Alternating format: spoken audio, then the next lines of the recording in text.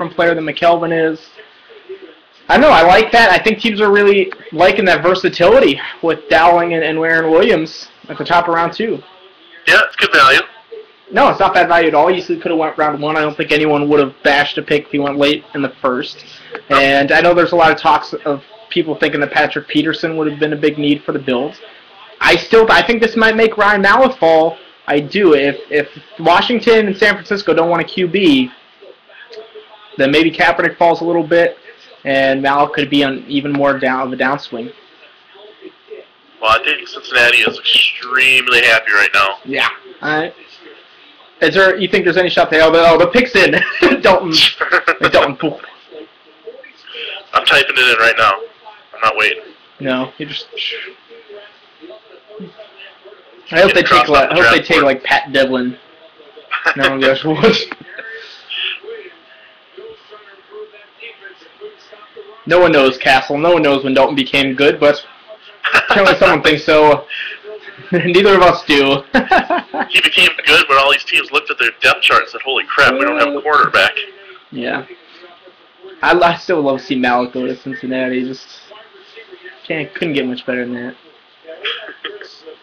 And the Bengals coached Kaepernick though in the Senior Bowl. That's a good point. Dalton's on the other side. That's interesting. Oh, dang it! Stop that from happening.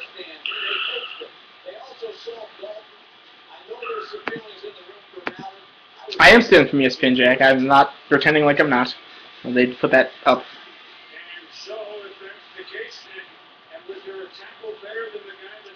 Bowers and Dunlap together. With Michael Johnson as well. Motor down the line. Well, if it's anybody other than Dalton, I'm going to have to go back and do some re-edits.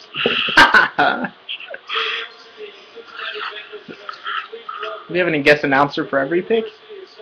Yeah. Wow.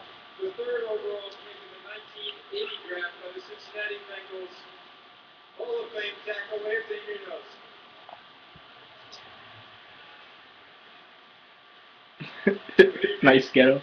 With the 35th pick in the 2011 NFL Draft, the Cincinnati Bengals select Andy Dalton. Andy Dalton, there you go. Well, we got that one right.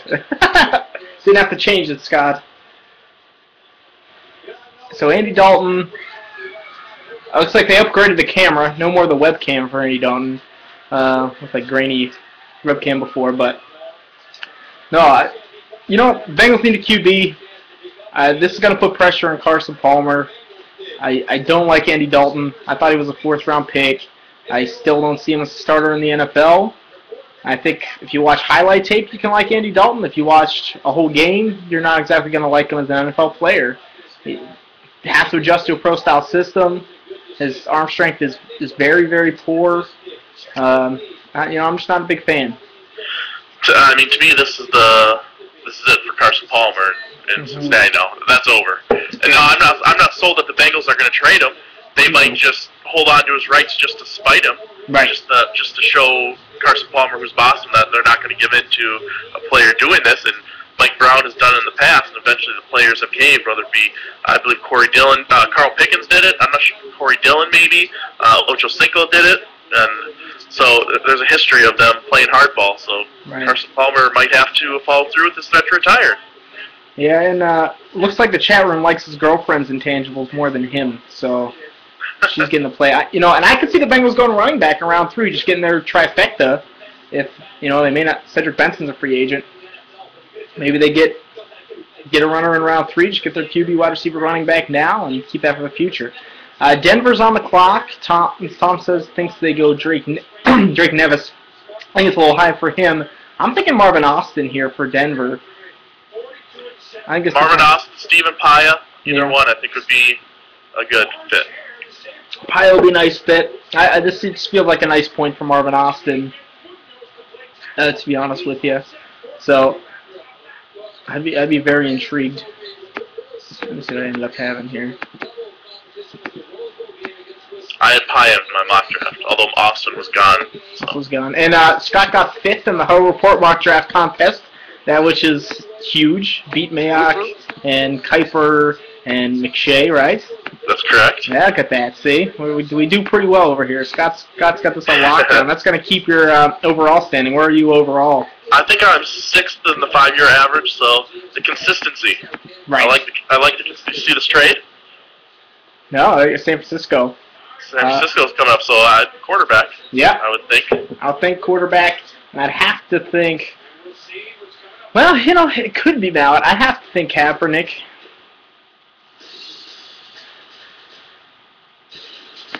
Who are they moving up over? Round 2. They must be moving up over Washington and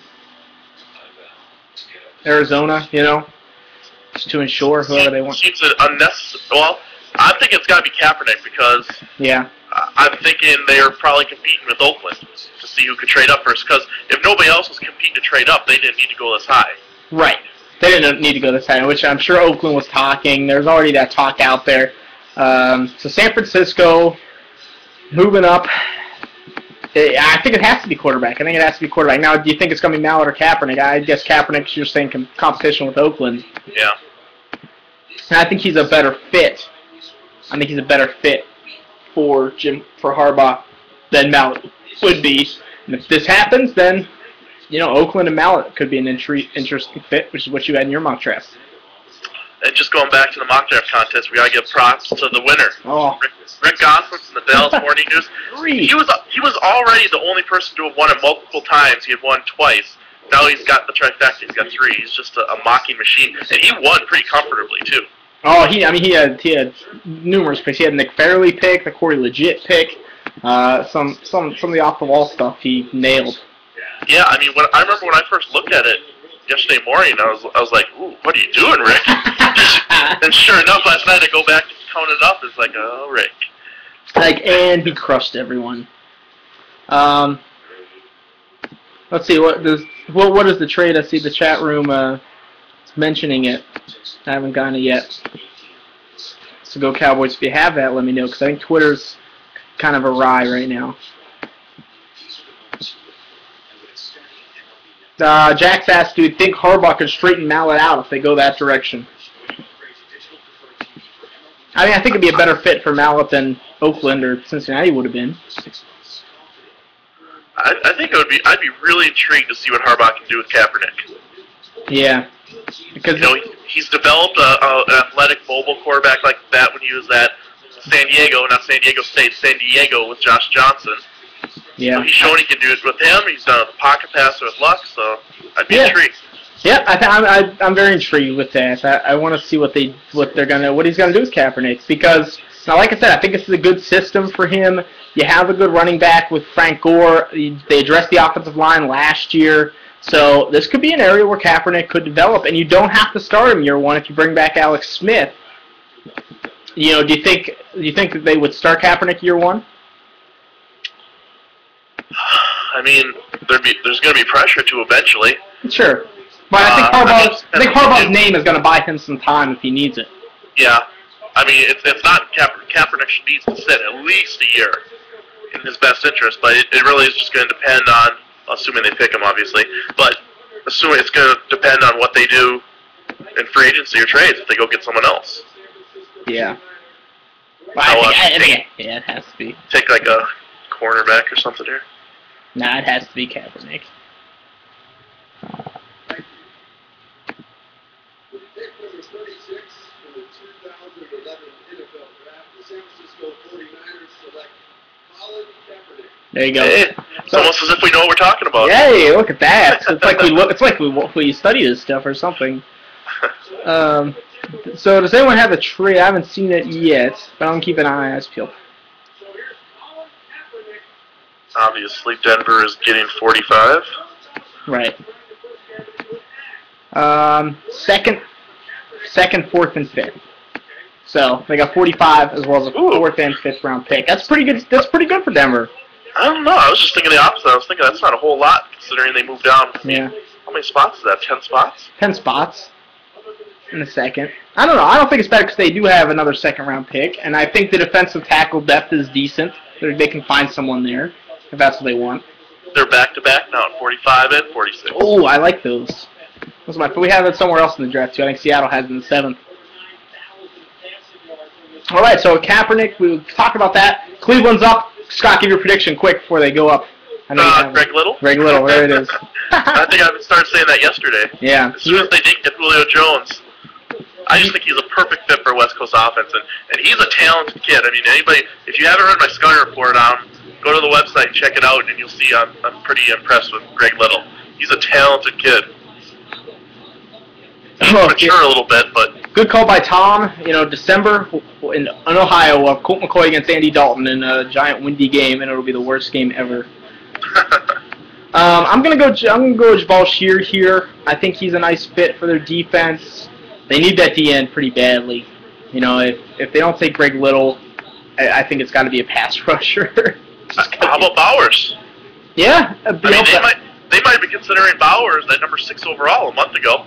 Now this is true, but it came out he does need more surgery. So, and Schefter said Bowers won't get past Cleveland. That'll be interesting. So, hey, if I was them, I'd take Bowers if you think the medicals checks out. I just don't know. I don't know how the medical's going to be with that. So that's why I'd go Sheard, a little bit smaller, a little bit more of a pass rushing guy to put next to those two big uglies they have in the middle. Well, they've got an extra pick too. Mm-hmm. In this round, so maybe they can play around a little bit and take a chance on Bowers. Yeah. Maybe that'll help make up for what they did yesterday. Well, here we go. Yeah. Well.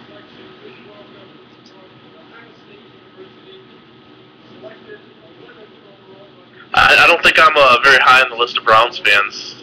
I've been bashing them yesterday, and I still having Twitter wars about TJ Ward a year later. I saw that. Oh, Warfield, yeah. There you go. Okay.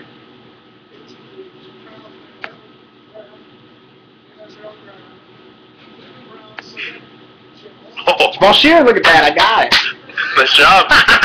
Poor Daquan Bowers. Got one. Poor Daquan Bowers. But, you know, I got to watch Jabal Sheard live this year, watched every game he played.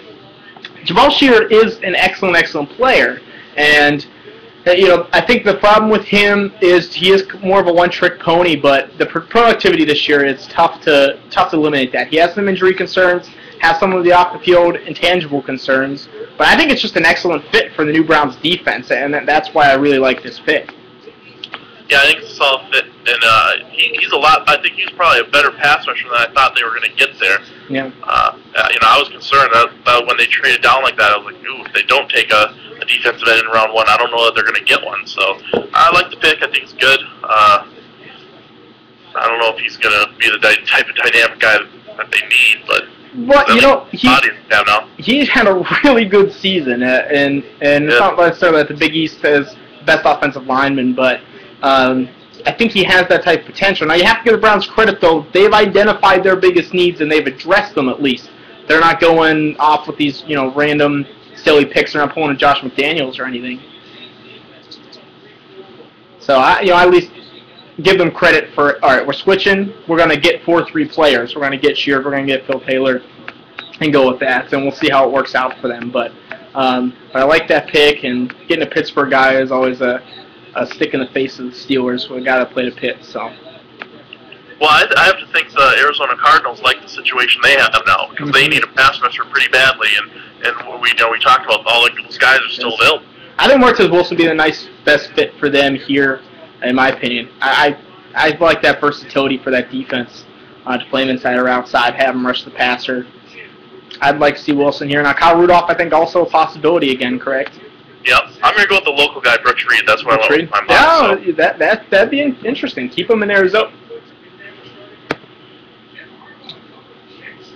They had good luck with another local kid with long blonde hair named Pat Tillman at one time. So. Yeah, this is true.